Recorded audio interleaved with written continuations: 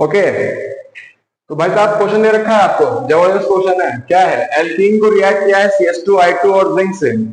बहुत लोग पहली बार देख रहे होंगे इसको।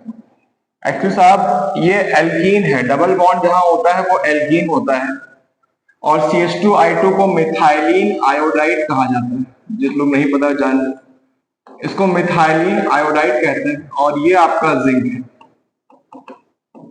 जब भी आप किसी एल्कीन को मिथाइलिन आयोडाइड या जिंक से रिएक्ट करते हैं तो एक्चुअली वो साइक्लोप्रोपेन स्टीरियो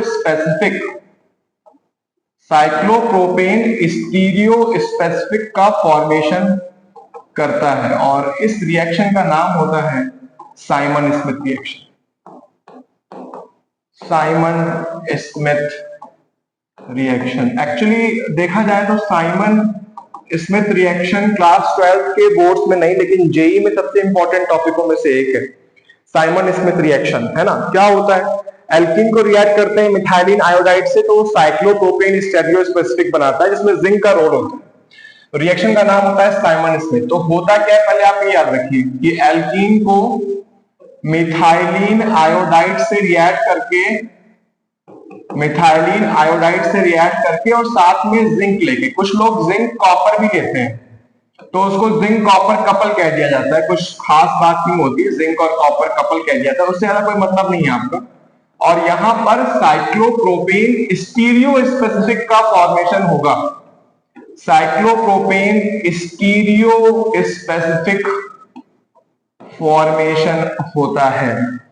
तो this is called Simon Smith reaction. करेंगे भाई साहब, स्टेप करें, मैकेनिज्म स्टार्ट करें। मैकेनिज्म में सबसे पहला पार्ट क्या होता है? जिंक का। जिंक क्या करता है? जिंक इलेक्ट्रॉन लूज करेगा, Zn+2 बनाएगा और 2 इलेक्ट्रॉन लूज करेगा। और जब इलेक्ट्रॉन लूज करेगा तो आपको पता है कि इसको हम लोग क्या कहते हैं भाई साहब? ऑक्सीडेशन। क्या कहते हैं? ऑक्सीडेशन। ठीक है, पहले स्टेप में इलेक्ट्रॉन लूज हो गया। सेकेंड स्टेप में आपका आता है मिथाइलिन आयोडाइड CH2I2। ये देखिए, ये होता है CH2I2, इसे मिथाइलिन आयोडाइड भी कहा जाता है। ठीक है, अब क्या होगा मिथाइलिन आयोडाइड में? बताइए भाई साहब। मिथाइलिन आयोडाइड में आपको ये पता है कि इलेक्ट्रोनेगेटिविटी जो है वो आयोडीन की ज्यादा होती है कार्बन से। तो यहां पर I टूटेगा तो I पर माइनस आएगा और C पर क्या आएगा? प्लस।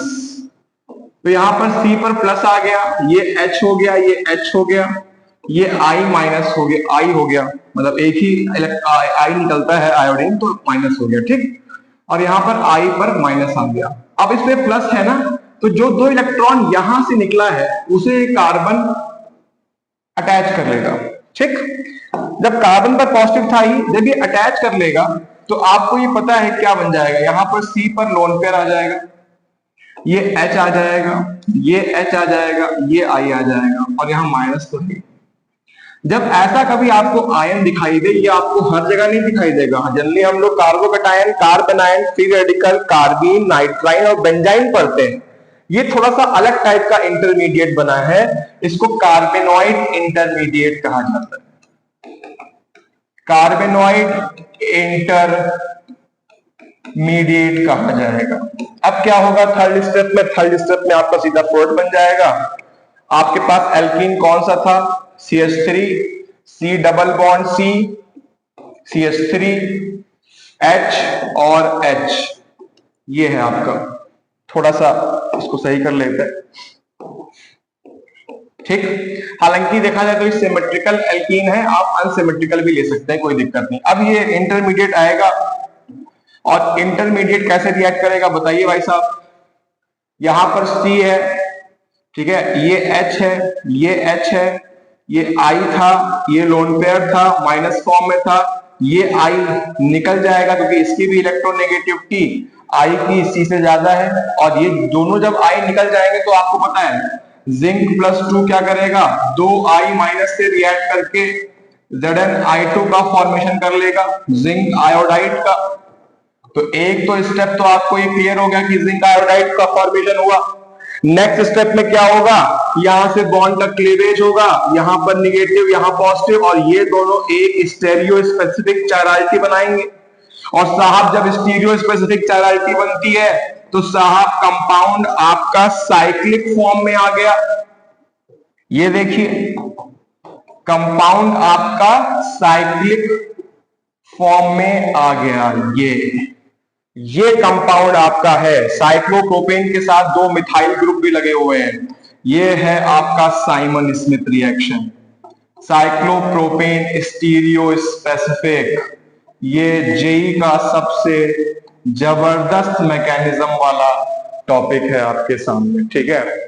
तो इसी तरह है आपका, आपके लिए क्या है कि आप एक क्वेश्चन ट्राई करिएगा इसके लिए, है ना।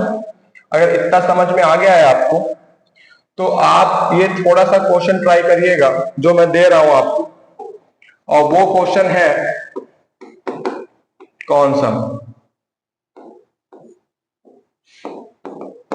CH2I2 zinc, unsymmetrical alkene. मैं तो सिमेट्रिकल बताया, आप अनसिमेट्रिकल बना के दिखाइए। Thank you.